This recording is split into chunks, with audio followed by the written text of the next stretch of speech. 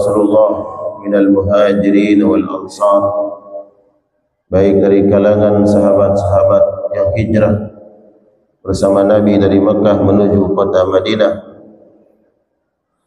ataupun sahabat-sahabat Ansar, penduduk asli kota Madinah yang menyambut, yang menolong, yang menyokong dakwah Nabi sallallahu alaihi wasallam, yang Allah katakan atas mereka radhiyallahu ta'ala anhum wa radu'an, mereka diridhai oleh Allah dan mereka redha kepada Allah Subhanahu wa taala.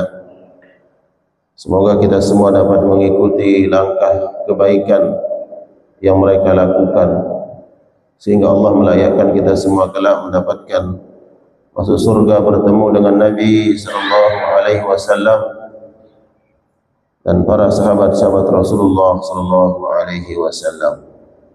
Ya jamaah sekalian yang Allah muliakan, pagi hari ini kita akan coba membahas satu hadis yang diriwayatkan oleh sahabat Abi Abdillah yang bernama Hudzaifah ibnul Yaman. Nama kunyahnya Abi Abdillah atau Abu Abdullah radhiyallahu ta'ala anhuma. Semoga Allah meridai sahabat Hudzaifah ibnul Yaman. Qala sallaitu ma'an nabi sallallahu alaihi wasallam dzata lailah. Sahabat Hudzaifah bercerita bahwa suatu malam saya menjadi makmumnya Rasulullah sallallahu alaihi wasallam dalam salat qiyamul lail, bukan salat fardu, salat qiyamul lail di malam hari. Wa minal laili fatahajjad bihi nafilatan lak asa an yab'atsaka rabbuka maqaman mahmuda. Allah perintahkan kepada Nabi, dan sebagian malammu bangunlah, fatahajjad, bermunajatlah, berdoa, bertakarrub kepada Allah Subhanahu wa taala. Moga-moga dengan tahajud tersebut Allah akan membangkitkanmu di tempat yang maqaman mahmuda, tempat yang terpuji. Jadi salat yang dilakukan oleh Nabi sallallahu alaihi wasallam yang kemudian sahabat Hudzaifah ini menjadi makmum Nabi sallallahu alaihi wasallam. Hudzaifah bercerita, faftataha al-Baqarah. Nabi sallallahu alaihi wasallam setelah membaca surat Al-Fatihah, beliau membaca surat Al-Baqarah, surat setelah membaca Al-Fatihah. Faqultu yarka'u indal mi'ah, pada ayat yang 100 di dalam surat Al-Baqarah, maka Hudzaifah berpikir bahwa Nabi akan ruku ketika sampai di ayat yang 100 di dalam surat Al-Baqarah. Tsumma madha, ternyata Nabi tidak ruku. Di rakaat pertama itu di sampai ayat yang ke-100 Nabi melanjutkan. Faqultu yusalli biha fi raqa'ah famadha. Dianggap bahwa Nabi sallallahu alaihi wasallam sampai di akhir surat Al-Baqarah Nabi akan ruku. Ternyata Nabi tidak ruku setelah membaca surat Al-Baqarah di rakaat pertama. Summa madha, kemudian Nabi melanjutkan faftatahan nisa. Beliau lanjut membaca surat An-Nisa. faqara'aha, Nabi membacanya sampai selesai, membaca surat An-Nisa. Thumma iftataha Al-Imran faqara'aha, kemudian Nabi melanjutkan membaca surat Al-Imran faqara'aha, Nabi membacanya sampai selesai. Barulah kemudian Nabi ruku di rakaat pertama. Sahabat Hudzaifah ini menceritakan bahwa beginilah sifat dan salat yang dilakukan oleh Nabi sallallahu alaihi wasallam pada qiyamul lail, salat malam. Di rakaat pertama beliau membaca 3 surat, Al-Baqarah, An-Nisa, kemudian Al-Imran, menurut riwayat sahabat Ibnul Yaman. Kalau kita lihat di urutan surat dalam Al-Quran, Al-Baqarah, Al-Imran, An-Nisa, tapi Nabi tidak mengurutkannya, membaca Al-Baqarah lompat ke An-Nisa, kemudian baru Al-Imran. Jadi boleh kita membaca dalam salat itu surat tidak berurutan, boleh. Umpamanya di rakaat pertama membaca surat An-Nas, surat terakhir. Rakaat kedua membaca surat Al-Ikhlas umpamanya, boleh. Dalilnya ini. Yang tangkis, yang dilarang itu adalah membaca dalam satu surat tapi mengawali dari akhir surat, baru kemudian rakaat kedua atau rakaat berikutnya membaca di pertengahan surat, itu dimakruhkan. Umpamanya di rakaat pertama membaca akhir Al-Baqarah, di rakaat kedua membaca pertengahan Al-Baqarah, tangkis, dimakruhkan oleh ulama. Termasuk Imam Ahmad memakruhkan perkara ini. Adapun mendahulukan satu surat dengan surat yang lain itu diperbolehkan karena beda surat. Ya. Dalilnya adalah sahabat Ibnul Yaman. Jadi jamaah sekalian Allah muliakan, tentu banyak faidah yang dapat kita ambil di dalam hadis yang diriwayatkan oleh sahabat Hudzaifah ini. Di antaranya adalah bagaimana Nabi sallallahu alaihi wasallam senantiasa menjaga salat sunnah beliau, salat sunnah qiyamul lail, salat malam. Dan para ulama mengatakan salat malam min da'bis salihin. Ini adalah kebiasaan yang tidak ditinggalkan oleh orang-orang soleh, sehingga tidak berlebihan ketika ada orang yang mengatakan di antara tanda kesalehan seseorang adalah bila mana dia menjaga salat malamnya. Salat qiyamul lail itu tanda kesalehan, kedekatan seseorang dengan Allah Subhanahu wa taala. Nah, lalu bacaan Nabi sallallahu alaihi wasallam 3 surat ini disebutkan oleh sahabat Hudzaifah, yaqra'u mutarassilan. Nabi membacanya dengan pelan. Walaupun 3 surat dalam satu rakaat, Nabi tidak membacanya dengan tergesa-gesa, tidak terburu-buru, karena memang ya enggak ada kepentingan untuk kenapa harus tergesa-gesa membaca surat di dalam salat kita, kemudian seolah-olah kita nih ingin segera atau terburu-buru selesai dari salat, sehingga membacanya tidak mengikuti kaidah-kaidah tajwid. Terlebih kalau salat sendirian, kan, bahkan dianjurkan untuk mentadaburinya.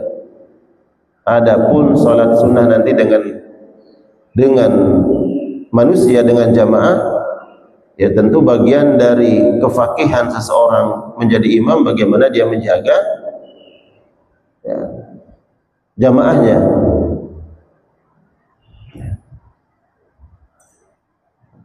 Nabi membaca secara mutarassilan ini diterjemahkan, dimaknai bahwa ma makna mutarassil. Mutarassil itu adalah fi sahlin wa bayan ma'a tadabburil ma'ani. Ini ungkapan Ibnul Jauzi. Yang dimaksud dengan mutarassil adalah membaca dengan pelan dan setiap huruf dibaca dengan jelas. Setiap huruf dibaca dengan jelas. Karena tentu setiap huruf ini memiliki kandungan makna. Kalau hurufnya salah, berarti maknanya salah.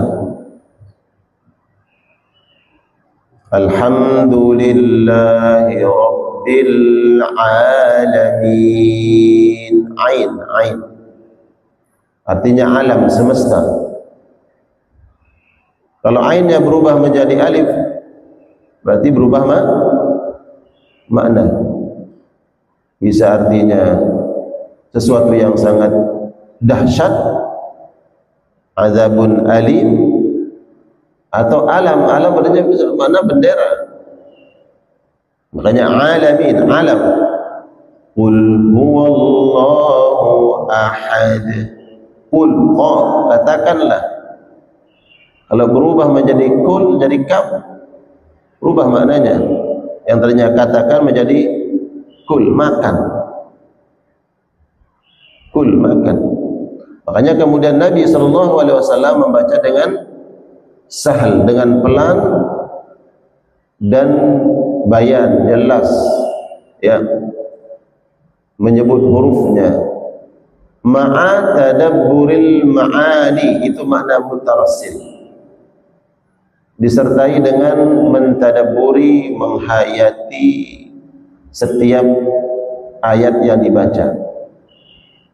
Ya karena memang itulah tujuan salat malam ini kan untuk tadabbur, untuk memuhasabah. Jadi setiap hurufnya diupayakan untuk memahami yang dibaca.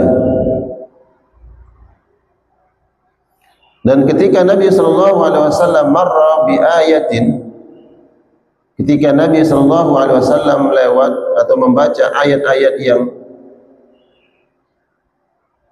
sejatinya meminta perlindungan kepada Allah, bicara tentang azab neraka, siksaan, atau sifat-sifat buruk yang disebutkan oleh Allah di dalam Al-Quran, maka Nabi meminta perlindungan. Ta'awwadha, Nabi meminta perlindungan kepada Allah. Karena banyak kita temukan di dalam Al-Quranul Karim ayat-ayat yang menjelaskan azab neraka. Maka kalau kita melewati ayat itu, kita baca, hendaknya tadabburi, hayati bagaimana ancaman Allah di dalam Al-Quranul Karim,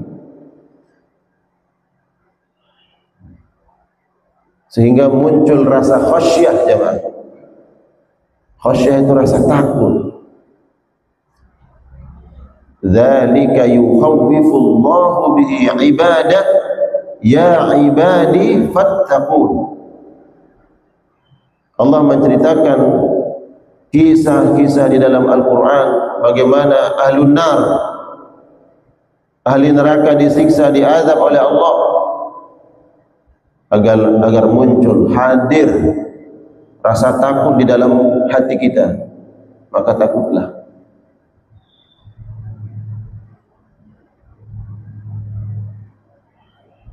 Nah, dari sini kemudian ya kita dianjurkan mengikuti bagaimana salatnya Nabi sallallahu alaihi wasallam, membaca Al-Quran dengan berupaya mentadaburi, menghayati, ya, memaknai makna-makna kandungan yang ada dalam Al-Quran. Ya. Ustaz, kami nggak tahu artinya, nggak tahu maknanya. Mudah hari ini untuk kita tahu arti dan maknanya. Apa surat-surat yang kita hafal dan kita baca di dalam salat-salat kita, apa kita salat fardu ataupun salat sunnah, buka mushaf Al-Quran, sudah banyak kemudahan-kemudahan yang Allah berikan, tinggal buka terjemahnya, apa maknanya ini, ya.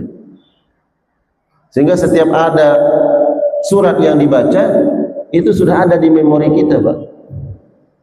Nggak ada alasan hari ini kami nggak tahu maknanya, Ustaz. Banyak kitab, ya, Al-Quran yang sudah terjemah. Kemudian itu yang dibaca oleh imam dalam salatnya, oh ini loh kandungan artinya, oh ini loh maknanya. Beda.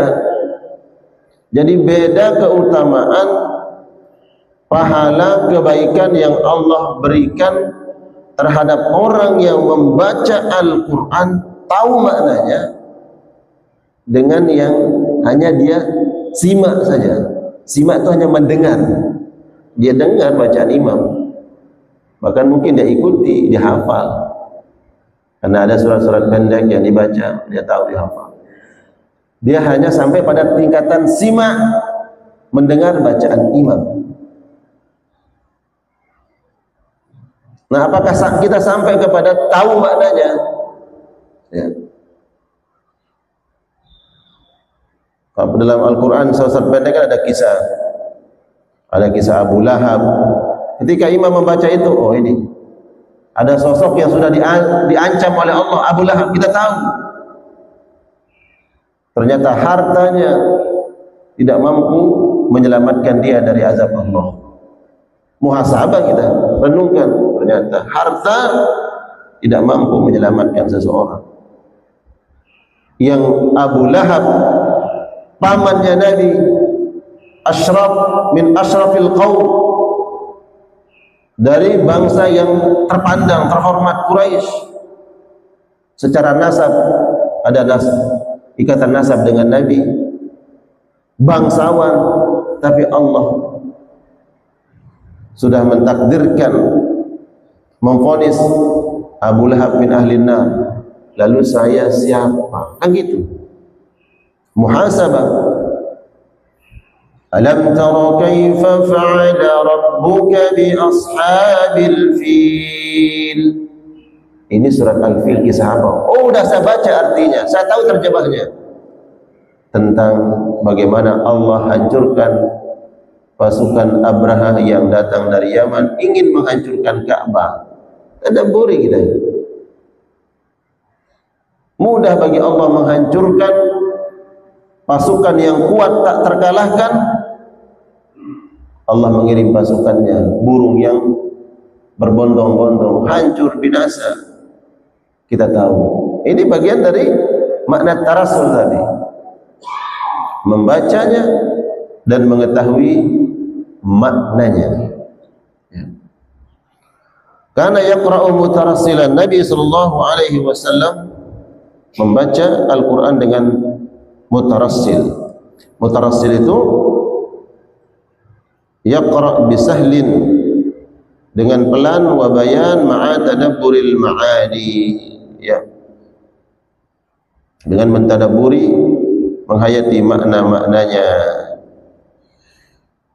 Jadi ada isyarat dari Nabi sallallahu alaihi wasallam agar kita berupaya mengetahui, memahami setiap kandungan-kandungan ayat Al-Quranul Karim. Ini kitab suci kita. Maka sejatinya setiap ayat yang kita baca itu upayakan kita tahu, pahami maknanya. Maka Allah golongkan kita menjadi orang-orang yang memahami Al-Quran, ya. idza marra bi ayatin fiha tasbih sabbaha wa idza marra bi ayatin bi su'alin sa'ala. Apabila Nabi sallallahu alaihi wasallam membaca ayat-ayat yang memuji Allah Subhanahu wa taala, maka dia pun memuji Allah, membaca tasbih.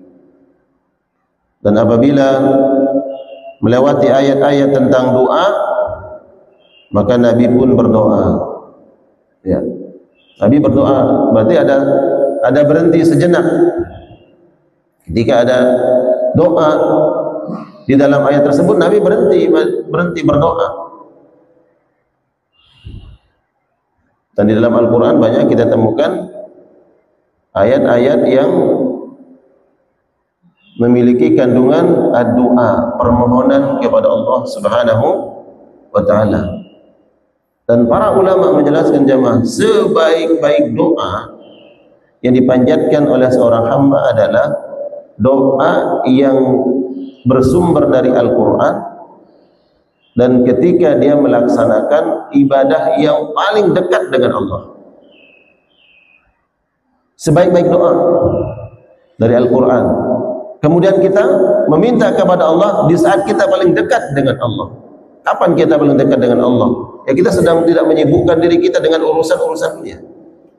Kita sedang melepas diri kita. Allahu Akbar.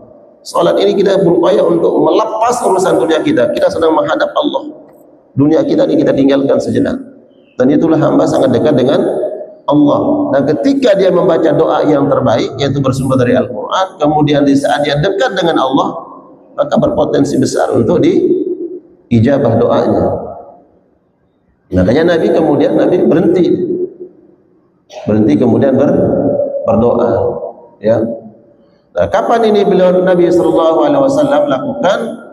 Ketika beliau salat sunnah, ya, qiyamul lail. Tidak ada diriwayatkan Nabi ketika menjadi imam salat fardu Nabi berhenti sejenak kemudian Nabi doa. Ya. Karena salat sunnah ini kita mau lakukan 2 rakaat, 4 rakaat, 8, 20, 36, terserah. Bahkan Imam Malik mengatakan la hadda fihi, terserah mau berapapun, semampu kita. Jadi bebas, kita mau berhenti sejenak doa. Berbeda dengan salat berjamaah, salat fardu.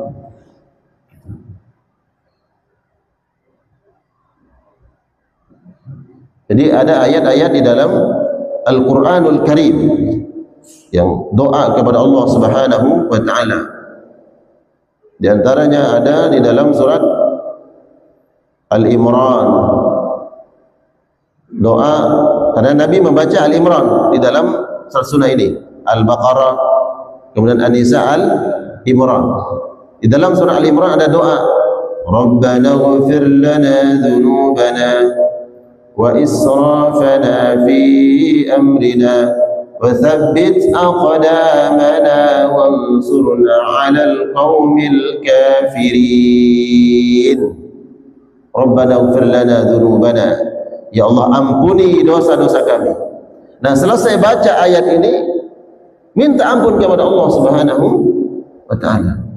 Minta ampun kepada Allah. Ustaz, berarti di dalam salat itu boleh kita membaca sesuatu di luar salat, sesuatu yang bukan kaitannya dengan salat?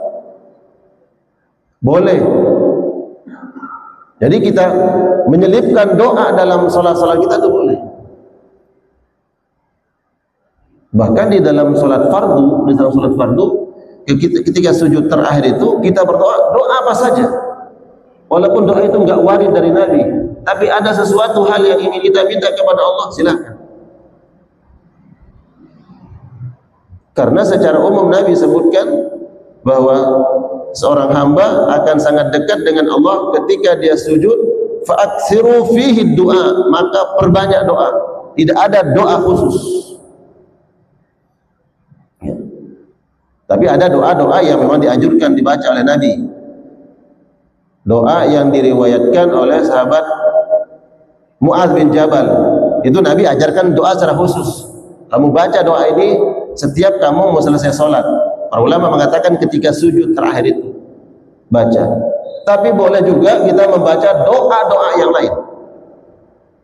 Walaupun doa itu tidak warid dari Nabi, tidak ada tuntunannya doa dari Nabi kita baca. Yang ini di sujud terakhir boleh. Karena bentuk hadisnya umum, fa'aksiru fihi du'a, perbanyak doa. Jadi kita diberikan ruang oleh Allah, kesempatan untuk meminta kepada Allah doa apa saja.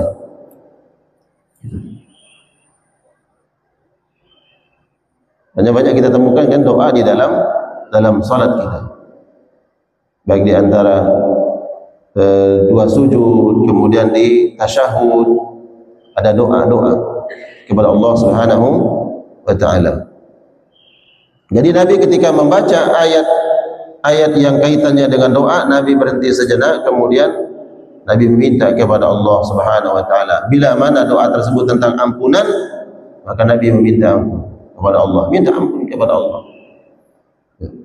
Bila doa itu kaitannya dengan meminta kebaikan, kenikmatan akhirat, maka Nabi minta kepada Allah. Di dalam surah Al-Baqarah ada doa yang sangat populer, bahkan itu selalu dibaca oleh Nabi SAW. Doa Rabbana atina fid dunya hasanah wa fil akhirati hasanah wa qina adzabannar. Ulama mengatakan doa yang sangat singkat ini sudah meliputi semua kebaikan. Semua kebaikan ada pada doa ini.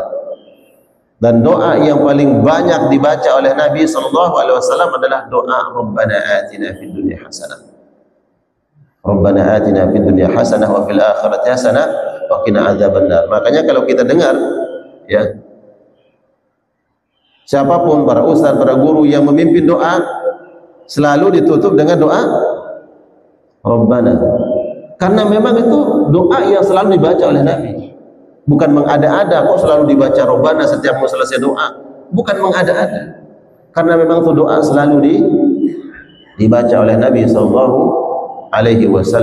Sehingga para ulama mengatakan kalau seandainya seseorang tidak membaca doa yang lain, hanya membaca doa sapu jagat ini, doa Rabbana atina fid dunya hasanah wa fil akhirati hasanah wa qina adzabannar, maka cukuplah dengan doa itu. Cukup dengan doa itu. Karena dia sudah menghimpun semua bentuk kebaikan. Kebaikan di dunia, kebaikan akhirat, ya. Kebaikan akhirat itu apa? Masuk surga. Dan bukan hanya sekedar masuk surga, dibebaskan oleh Allah dari azab neraka.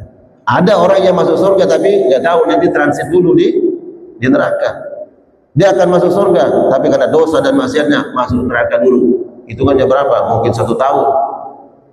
Tapi doa tadi minta kepada Allah masuk surga tanpa harus transit. Tidak ada kebaikan yang lebih sempurna daripada nilai doa Rabbana atina fid dunya hasanah wa fil akhirati hasanah wa qina adzabannar.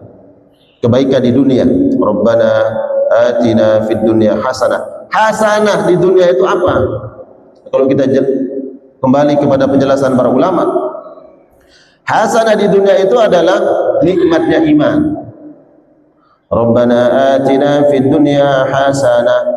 Ya Allah, berikan kami kebaikan di dunia ini. Di dunia ini diberikan kebaikan oleh Allah. Oleh Allah apa? Nikmatnya iman. Itu yang pertama. Yang kedua, ar-rizqul halal. Rezeki yang halal berkah. Yang ketiga, husnul khatimah. Ketika nanti akan meninggal dunia itu, Allah berikan husnul khatimah. Minimal ada 3 makna daripada Rabbana atina fid dunya hasanah. Ya Allah, berikan kami kehidupan yang baik di dunia. Jangan bayangkan kehidupan yang baik itu oh nanti jadi orang kaya, punya jabatan, punya mobil banyak, rumah. Enggak. Karena kalau kita baca terjemahnya, ya Allah berikan kami kehidupan yang baik di dunia. Ya.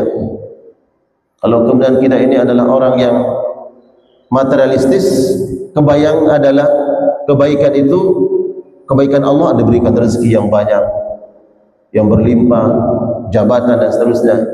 Mungkin walaupun itu bagian yang Allah janjikan, ar-rizqul halal, itu kebaikan di dunia, rezeki yang halal.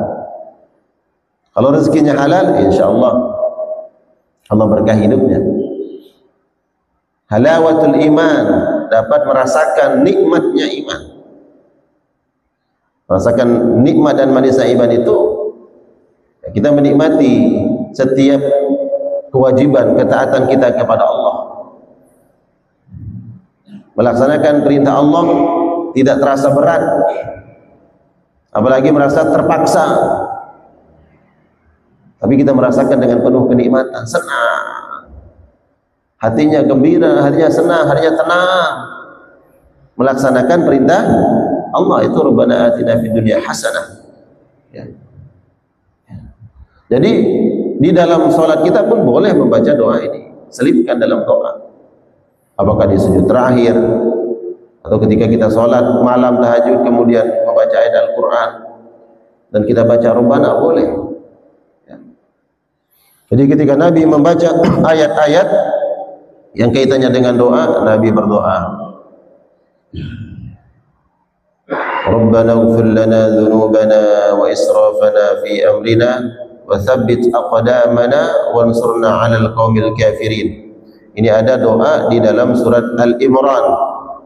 Karena Nabi di dalam riwayat sahabat Ibnul Yaman ini, Nabi membaca surat Al-Imran. Ya. Dan ada kandungan doa di situ. Di Al-Baqarah, di Al-Imran itu ada doa-doa yang maknanya minta keistiqomahan kepada Allah. Minta istiqamah kepada Allah. Wa tsabbit aqdamana, dan kuatkan kami ya Allah, berdiri di atas kebenaran, di atas agamamu. Meminta istiqamah. Ya. Ini yang buka mushaf silakan, boleh dicek tuh di dalam surat ya Al-Imran. Kemudian juga di dalam surat Ibrahim ayat 41. Ya. Ada doa-doa kalau kita ingin meminta anak keturunan yang saleh salehah, baca doa yang dibaca oleh Nabi Ibrahim di dalam salat-salat kita.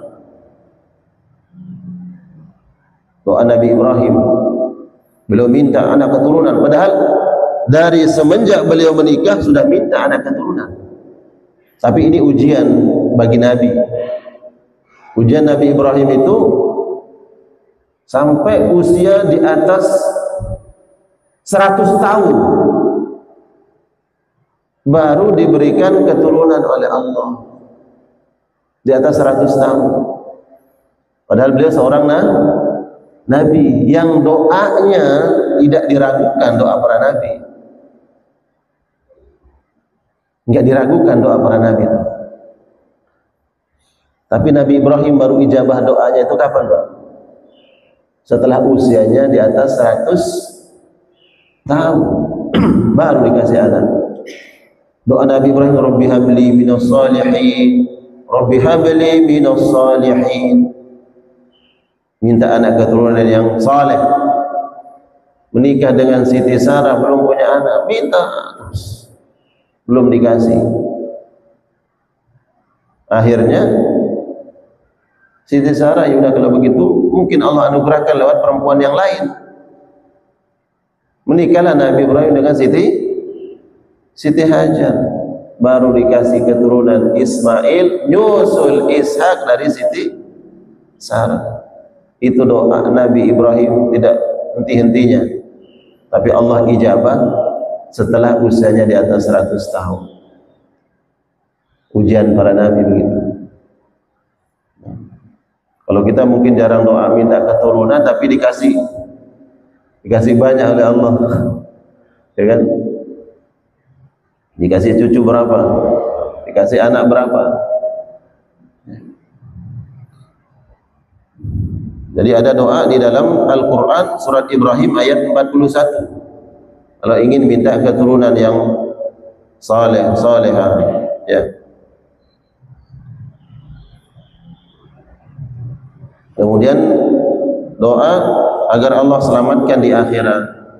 Ketika manusia dibangkitkan oleh Allah, agar kita diselamatkan oleh Allah, minta.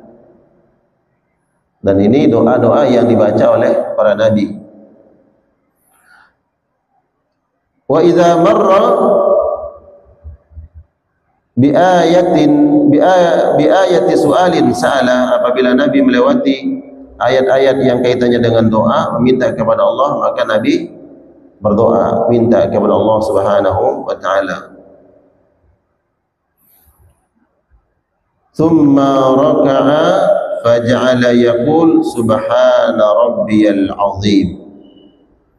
Barulah kemudian setelah membaca 3 surat, surat Al-Baqarah, surat An-Nisa, kemudian Al-Imran, baru kemudian Nabi ruku. Bacaan Nabi dalam ruku, subhana rabbiyal azim.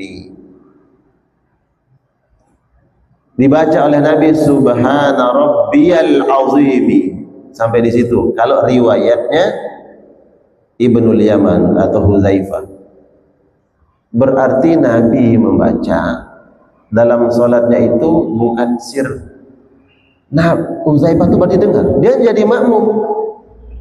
Berarti Nabi enggak pelan sampai Hudzaifah mendengar. Pertanyaannya, boleh enggak Ustaz kemudian kami dalam sholat itu Allahu Akbar, kemudian membaca bukan dengan sir? Boleh. Sehingga Hudzaifah ini mendengar apa yang dibaca oleh Nabi karena Nabi tidak sir. Seandainya Nabi ruku kemudian bacanya pelan, kira-kira terdengar enggak oleh Hudzaifah? Enggak terdengar. Hudzaifah mendengar apa yang dibaca oleh Nabi sallallahu alaihi wasallam, subhana rabbiyal azim. Berarti Nabi tidak membacanya dengan sir-sir, suara yang sangat pelan, tapi dia baca didengar oleh orang lain. Nah, lalu jarak Hudzaifah dengan Nabi sallallahu alaihi wasallam, beliau dalam hadis yang disebutkan tentang sifat salat Nabi pernah salat, tiba-tiba ada yang datang ikut salat bersama Nabi, sebagaimana Hudzaifah ini ikut salat bersama Nabi. Dia salat di dekatnya Nabi sallallahu alaihi wasallam. Berarti antara dia dengan Nabi jaraknya dekat, bukan jauh, tapi dekat dengan Nabi sallallahu alaihi wasallam. Makanya ketika Nabi ruku kemudian membaca, Hudzaifah tentu harus memperhatikan, harus mengetahui apa yang dibaca oleh Nabi, sehingga nanti dia mengamalkan. Dia dengar Nabi membaca subhana rabbiyal azim, dia dengar. Nah, kemudian kasus Nabi, ada yang makmum berada di sebelah kanan Nabi, tiba-tiba muncul lagi satu orang. Nabi jadi imam, kemudian ada yang sholat di sebelah kanannya ingin jadi makmum, dibiarkan oleh Nabi sallallahu alaihi wasallam. Muncul lagi orang yang kedua. Orang yang kedua ini mengambil posisi di sebelah kanan makmum. Berarti di samping kanan Nabi ini ada 2 makmum yang jaraknya dekat, bukan di belakang. Bukan di belakang, tapi di samping kanan Nabi. Apa yang dilakukan oleh Nabi sallallahu alaihi wasallam? Nabi memegang tangan makmum yang kedua. Bayangkan, sampai Nabi bisa memegang, berarti jaraknya dekat. Makmum yang pertama dekat dengan Nabi, muncul makmum yang kedua, berarti jaraknya dekat. Sampai diriwayatkan Nabi memegang tangan makmum yang kedua. Setelah dipegang oleh Nabi, ditarik, dipindahkan oleh Nabi ke sebelah kanan.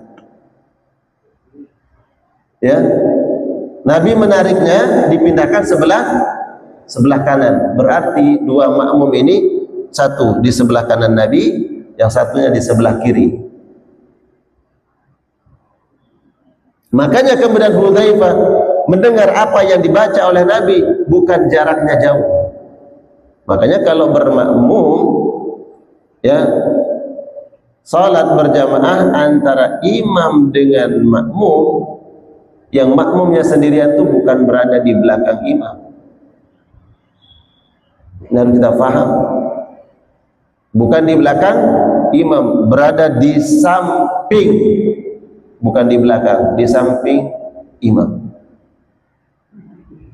Kita ingin bermakmum, ini ada orang sholat berjamaah, satu imam, satu makmum. Saya ingin menjadi makmum yang kedua. Bagaimana? Boleh di belakang imam memberikan isyarat kepada makmum yang pertama agar dia mundur. Saya khawatir nih dia nggak paham nih. Nanti saya tepuk dia paham nggak? Jangan-jangan nggak mundur. Saya udah tepuk dia nggak mundur-mundur, Ustaz. Ambil posisi di sebelah kiri imam. Jadi imam tuh kayak punya sayap, sayap kanan, sayap kiri. Jadi kalau makmum yang pertama ini nggak mundur-mundur, ambil sebelah kiri. Ini kalau kita istimbatul hukum, mengambil hukum fikih dari hadis Nabi yang kisahnya Ibnul Yaman ini, berarti posisi makmum yang sendirian berada di sebelah kanan, tidak jauh dari imam. Makanya Hudzaifah mendengar apa yang dibaca oleh Nabi. Kalau dia di belakang imam, kemungkinan dia nggak akan dengar, sayup-sayup, khawatir salah dia dengar. Karena nggak mungkin Subhana Rabbiyal Azim, enggak. Nabi nggak baca kencang begitu, ya. Tapi juga tidak pelan. Nabi membacanya yang didengar oleh yang di samping. Karena ini ada pertanyaan, Ustaz, itu makmum itu ketika dia sholat, bacaannya kenceng sehingga kami ini yang jadi makmum juga terganggu. Ya. Karena ada pertanyaan seperti ini. Maka boleh kita membaca bacaan-bacaan sholat itu, tidak sir boleh, tapi bukan mengeraskan suara sampai orang di samping kita mendengar dengan jelas sampai seperti yang diadukan sampai terganggu. Karena yang di samping juga membaca, maka membaca dengan pelan. Saya mengikuti ada ulama yang menjelaskan bahwa sholat ini bukan seperti bertapa. Bertapa itu kan cuma diam, ya. Tapi sholat itu adalah, kalau kita balik kepada fikihnya, aqwalun wa af'alun, ucapan dan perbuatan. Muftatahatun bit takbir, diawali dengan takbir, wa mukhtamatun bis salam, diakhiri dengan salam. Aqwal, ucapan. Berarti ada yang kita baca bukan hanya dalam hati, Allahu Akbar, dalam hati doang, baca. Karena kalau cuma dalam hati nanti dia khawatir lupa, khawatir terpikir yang lain. Tapi kalau kita membaca umpamanya ayat, baca. Setelah baca Al-Fatihah, baca ayat. Tidak membacanya di dalam hati. Nah, ini kalau kita kembali ke fikihnya.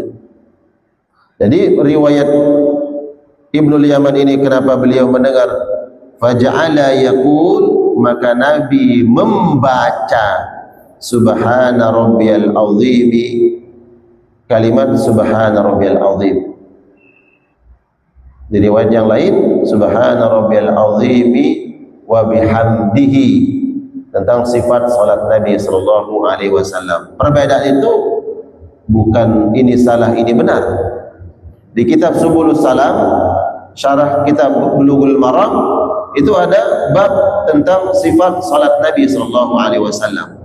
Jadi kalau ada kemudian yang berbeda, Itu perbedaan bukan kontra, tapi yang bervariatif. Artinya kadang Nabi seperti ini tata caranya, kadang Nabi bacanya begini. Jadi tidak bertentangan, sehingga kita mau baca seperti apa, baca yang mana, atau melakukan seperti apa sesuai dengan kemampuan. Ya. Fakana ruku'uhu nahwa min qiyamihi, adalah ruku'nya Nabi sallallahu alaihi wasallam lamanya seperti lama beliau berdiri membaca ayat. Tak kebayang bagaimana salatnya Nabi. Rukunya tu lama seperti berdirinya. Itu riwayat Hudzaifah. Kita kalau berdiri berapa menit, ruku berapa detik gitu ya. Ya kan? Ruku berapa detik. Sekali-kalinya kita panjang rukunya ketika salat apa? Salat gerhana. Itu pun udah gempor gitu kan. Salat gerhana. Karena di salat gerhana kan banyak membaca tasbih. Subhana rabbiyal azim, subhana rabbiyal azim, subhana rabbiyal azim. Ya. Bahkan kalau yang mampu sampai 100 membaca subhana rabbiyal azim kalau dia mampu. Di rakaat berikutnya nanti baru kemudian dikurangi. Ya. Di ruku berikutnya dikurangi. Rukunya Nabi lamanya seperti lamanya berdiri. Ya Allah. Berarti kuat banget fisiknya Nabi sallallahu alaihi wasallam. Sehat sekali. Ya kan? Subhanallah. Begitulah salatnya Rasulullah sallallahu alaihi wasallam. Thumma qala, setelah beliau ruku bangkit, i'tidal. Qala, kata Hudzaifah, aku dengar Nabi baca, Sami'allahu liman hamidah, Rabbana lakal hamd. Riwayatnya Hudzaifah. Sami'allahu liman hamidah. Jadi Nabi bangkit dari rukuknya membaca Sami'allahu liman hamidah, sebagaimana yang kita baca dalam salat menjadi imam. Rabbana walakal hamd. Kenapa enggak takbir dari awal? Allahu akbar. Ketika kita ruku, Allahu akbar. Kenapa enggak takbir saja dari bangkit dari ruku? Allahu akbar. Kenapa enggak takbir? Kenapa sami Allahu liman hamidah? Para ulama jelaskan kenapa sami Allah. Artinya apa? Sami Allah, Allah mendengar, liman hamidahu, orang-orang yang memuji Allah. Allah dengar. Karena jemaah, dari mulai kita takbir Allahu akbar sampai ruku dihitung 1 rakaat. Barang siapa makmum datang, imam masih ruku, dia dapat ruku bersama imam, berarti dapat 1 rakaat. Dari awal kita membuka salat Allahu akbar sampai menutup 1 rakaat dalam salat itu semua isinya pujian. Allahu akbar artinya apa? Allah Maha besar, itu pujian kepada Allah. Alhamdulillahi rabbil alamin artinya apa? Segala puji bagi Allah. Pujian atau tidak? Pujian. Ar-Rahmanir Rahim artinya apa? Allah Maha kasih sayang. Pujian atau tidak? Pujian. Maliki yaumiddin, Allah raja di akhirat nanti. Pujian atau tidak? Pujian. Sampai akhir. Kemudian nanti ada ayat yang kita baca, ayat-ayat pujian kepada Allah. Kemudian kita Allahu akbar, kita ruku. Apa yang kita baca? Memuji Allah. Subhana rabbiyal azim, segala puji bagimu ya Allah. Engkau maha suci ya Allah. Engkau Tuhanku al-azim, yang maha agung. Setelah itu kemudian kita bangkit. Kita bangkit mengatakan apa? Semua pujian dari awal tadi, dari Allahu Akbar, bacaan Al-Fatihah pujian, kemudian kita takbir lagi untuk ruku adalah pujian. Ketika ruku kita memuji Allah, kita kemudian mengatakan semua pujian yang aku sampaikan kepadamu ya Allah, engkau dengar semuanya. Kita tutup satu rakaatnya dengan mengatakan semua yang aku puji, ya, kalimat-kalimat yang aku sebut ya Allah, engkau dengar pujian-pujian itu. Makanya kemudian kenapa bangkit dari ruku, bukan takbir, bukan Allah Akbar, tapi sami Allahu liman hamidah, menutup rakaat pertama dengan semua pujian, Allah mendengar pujian itu. Ya, bahkan pujian-pujian kalau kita doa, ya berdoa dalam salat tersebut, sami Allah, Allah dengar doa tadi. Di rakaat pertama apa yang kita baca, doa-doa apa yang kita panjatkan, sami Allah, Allah dengar. Simaknya Allah, Allah mendengar itu bukan mendengar saja, makna Allah mendengar, Allah mengijabah. Makanya perbanyak doa, Allah mengijabah doa-doa kita. Ya, jadi Allah mendengar itu bukan mendengar, oh saya dengar kok, tapi kenapa enggak melakukan tindakan? Enggak, Allah mendengar maknanya Allah mengijabah semua doa-doa hambanya. Banyak kemudian memperbanyak doa dalam salat, sampai diriwayatkan oleh Hudzaifah bahwa begitulah salatnya Nabi sallallahu alaihi wasallam. Beliau ruku sebagaimana lamanya berdiri. Setelah itu beliau sujud, sujudnya juga sama seperti rukunya. Begitulah salatnya Nabi sallallahu alaihi wasallam. Ya. Jadi jamaah sekalian Allah muliakan, ini satu hadis yang diriwayatkan oleh sahabat Hudzaifah ibnul Yaman, dan mata rantai periwayatannya sampai ke Imam Muslim rahmatullah alaihi. Jadi hadis ini derajatnya sahih. Ya, jadi cerita yang diriwayatkan oleh Hudzaifah ini benar adanya, bukan dikarang-karang, bukan mengada-ada tentang bagaimana lamanya Nabi SAW dalam salat. Ya. Dan mudah-mudahan kajian kita pada pagi hari ini, yang insya Allah mudah-mudahan Allah berikan kesehatan, kemampuan dan keistiqomahan untuk kita semua hadir di setiap kajian-kajian kita, dan mudah-mudahan tetap dikuatkan, kita bisa silaturahmi di Sabtu pekan keempat insya Allah, kajian yang diamanahkan kepada saya di majelis ini insya Allah ta'ala. Baik, kalau ada kiranya yang ingin disampaikan, ingin diperjelas, ada yang ditanyakan, silakan. Sudah masuk waktu isyraq? Isyraq jam berapa?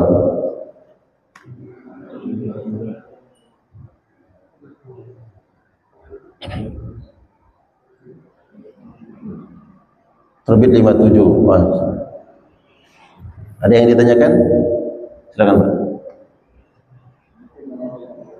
Waalaikumsalam.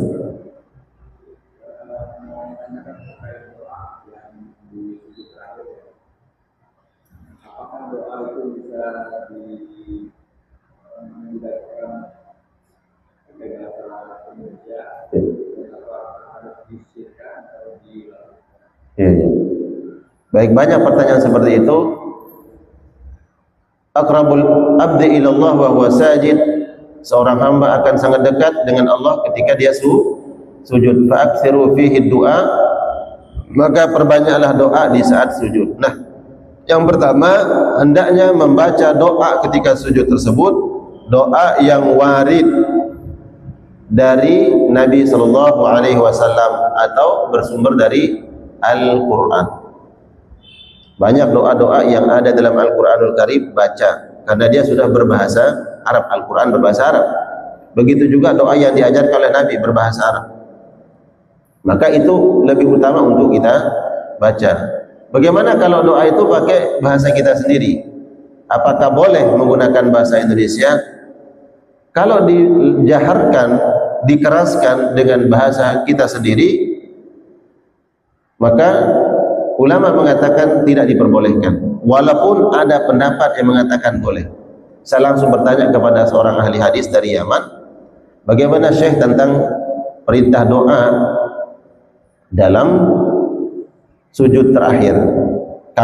Saya ini kan orang Indonesia, kalau saya pakai bahasa Indonesia, boleh atau tidak saya menggunakan bahasa Indonesia dengan suara jahar?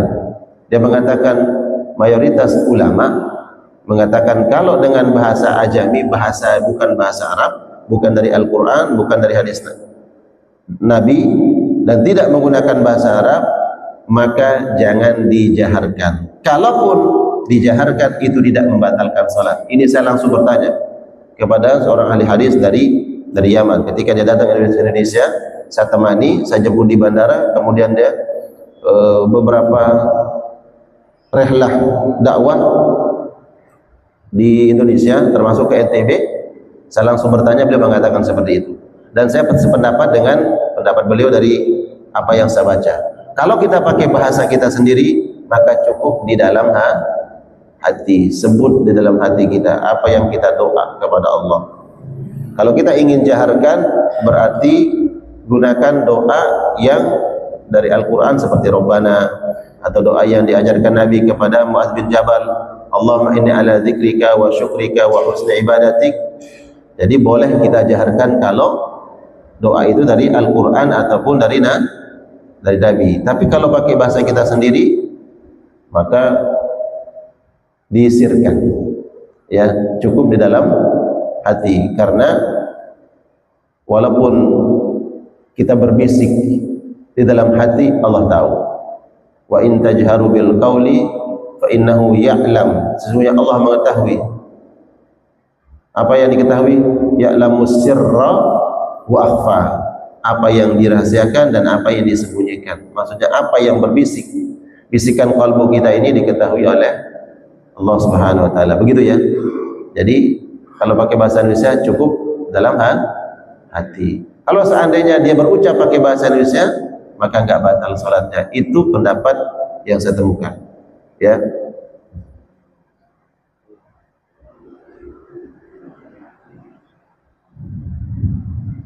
Cukup.